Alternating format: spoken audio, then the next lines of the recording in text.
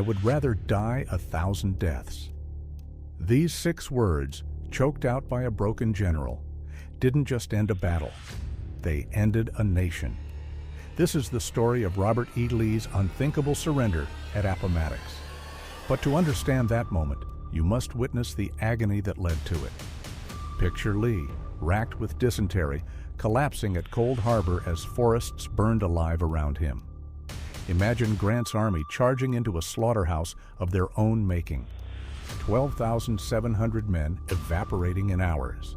See the trenches of Petersburg, 9 months of starvation, fire, and a desperate gamble at Fort Stedman that failed in blood and smoke.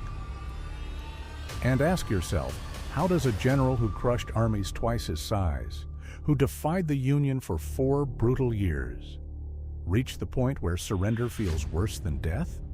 The answer lies in fire, disease, and Grant's merciless hammer on the anvil of Virginia. This is the Army of Northern Virginia's final heartbeat. This is the true cost of Appomattox. But before we begin, be sure to like and subscribe to our channel to support our community. Lee and his forces had by now completed their reorganization. The Corps under James Longstreet had rejoined them, arriving from the Western Theater subsequent to Chattanooga's capitulation. The Confederacy and Lee now possessed a solitary remaining strategy to conclude the conflict. It relied upon the Army of Northern Virginia enduring sufficiently long that Abraham Lincoln might be defeated in the 1864 election, enabling Democratic candidates George B. McClellan and George Pendleton to secure a negotiated peace upon victory. Simultaneously, the Union command structure had shifted. Although George Meade retained leadership of the Army of the Potomac, Henry Halleck had been relieved as supreme commander of all Union armies. Ulysses S. Grant now held that position, choosing to establish his headquarters directly with the Army of the Potomac rather than remaining in Washington like his forerunner. Confederate generals Richard Ewell and A.P. Hill both maintained Grant would prove identical to previous Union commanders they had overcome. Longstreet, however, disagreed. Firstly, he had recently arrived from the West, having been bested by troops under Grant's overall command. Secondly, and more crucially, Longstreet was Grant's closest friend, and Grant had married Longstreet's cousin. His knowledge of Grant was profound. Consequently, Lee resolved to consider all counsel, yet proceed with prudence. On May 5, 1864, they clashed with Grant and Meade at the Battle of the Wilderness. This marked the 3rd occasion combat engulfed this terrain. During the intense fighting, the woodland ignited, ensnaring soldiers from both sides who were consumed by the flames. Furthermore, General Longstreet sustained wounds in a manner strikingly reminiscent of Stonewall Jackson, shot by his own men remarkably close to the spot where Jackson fell. Following 2 days of combat, the Army of the Potomac initiated a withdrawal. To Lee's profound astonishment, the troops began marching southward, not north. Subsequent engagements yielded either indecisive outcomes or Southern losses. Yet another development was unfolding. General Lee had fallen seriously ill. Afflicted with dysentery, his physical mobility became severely impaired. Therefore, Lee and his army, abandoning any complex maneuvers against Grant and Meade, proceeded to a modest inn near Mechanicsville, Virginia, reaching it on May 31st. This establishment was named Cold Harbor. Lee directed Generals Jubal Early, Richard Anderson, and A.P. Hill to commence constructing extensive earthworks. Early positioned his forces north of Shady Grove Road, extending his line south towards Walnut Grove Road. Situated between his corps and Anderson's was Pickett's division, or rather what constituted the remnants of Pickett's division, located slightly south of Walnut Grove Road. Anderson deployed west of Beulah Church, his defenses linking southwards with John C. Breckinridge's division, summoned as reinforcements. A.P. Hill's corps anchored the line, its fortifications concluding at Turkey Hill. Lee's physical condition, once more, rendered him virtually immobile. The precise reasoning remains unclear to many. Nevertheless, Grant and Meade opted against conducting reconnaissance, despite urgent pleas from officers like Winfield Scott Hancock. Instead, they ordered the entire Army of the Potomac to launch a direct frontal assault against the Confederate fortifications, convinced the enemy was beaten. The Union troops, however, advancing in formation across open fields, were slaughtered. Confederate fire decimated the attacking lines. By June 7th, Lee and Grant consented to a temporary ceasefire to retrieve the fallen scattered across the battlefield.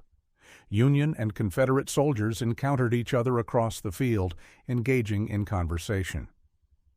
This interlude proved remarkably poignant, evoking parallels to the World War I Christmas truce.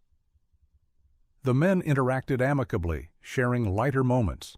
Certain Confederates even aided Union soldiers in retrieving their dead comrades. Union casualties surpassed 12,700, marking the Army of Northern Virginia's most significant triumph within the conflict subsequently termed the Overland Campaign. They further achieved a tactical success against Union forces at Trevilian Station, Virginia, on June 12th. However, this campaign phase effectively concluded. Lee discerned a critical movement. Grant and his 125,000-strong force had crossed the James River south of Richmond. Lee grasped the objective. Grant aimed to capture the vital railroad center of Petersburg, Virginia, enabling a direct advance on Richmond. Lee promptly ordered his army towards Petersburg. He simultaneously commanded General P.G.T. Beauregard, leading the Department of North Carolina and Southern Virginia, to intercept Grant's advance. Beauregard's timely intervention initiated a protracted siege enduring for 9 months. This campaign eventually eradicated the traditional concept of winter encampments from U.S. military strategy. Concurrently, another of Grant's policies, total war, commenced its implementation. This strategy inflicted suffering upon Southern civilians. A primary, though not exclusive, aim of total war was inducing mass desertions. The rationale was clear. If soldiers believed their families imperiled, they would abandon their posts to protect them. After 9 months of siege warfare and relentless combat, including notable events like the Crater Incident, explored further in our Army of the Potomac video, Lee orchestrated a desperate breakout attempt. Under Lee's orders, General Gordon assaulted Union fortifications at a strong point designated Fort Stedman.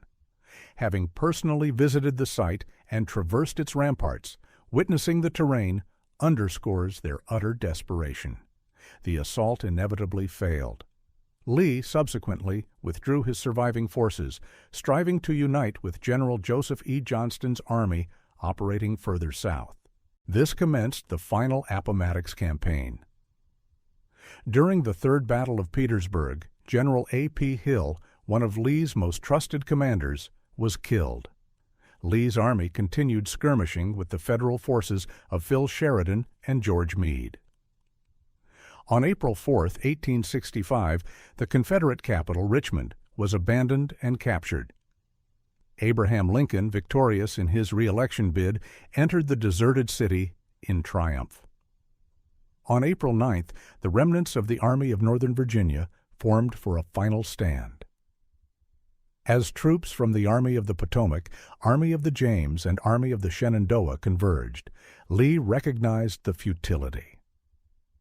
No viable junction with Johnston remained. No defensible positions offered hope. Further resistance was impossible.